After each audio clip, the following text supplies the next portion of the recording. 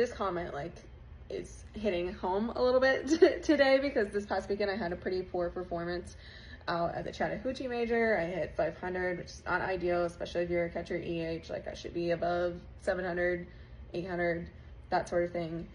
And I wanted to actually like talk serious about how I handle poor performance. This is gonna be part one, like more short term while the game tournament's still happening, and then the next part will be about long term type stuff.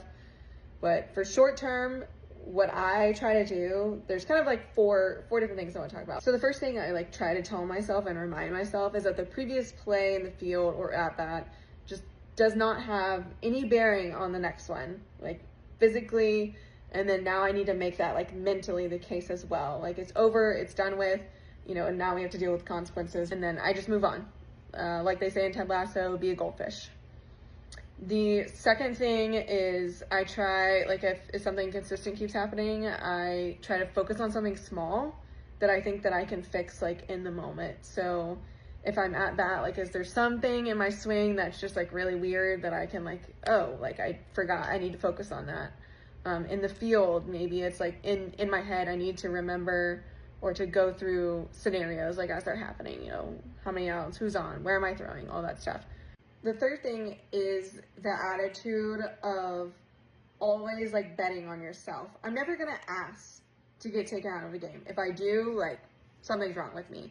There was one time where I did get pulled. I got pulled, and Tom on La Familia said $100 for anyone who wants to go back in if they can hit a ground ball through the middle. And I took that bet, and I lost that $100. But I will always bet on myself.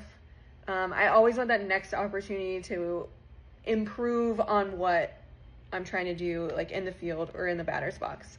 And even if I do get pulled, so the fourth thing is, you know, if I do get pulled, I am not going to let my attitude about like my performance affect my teammates negatively. If anything, like, I'm going to be I'm now their biggest cheerleader. Not that I wasn't before, but I'm going to look for other ways to help contribute to my team, even if it's not at the plate or if it's not in the field.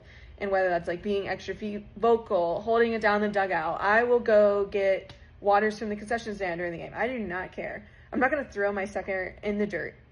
Like, yeah, everyone wants to do well, but I want to win. And if I do well while we're doing it, that's always a bonus.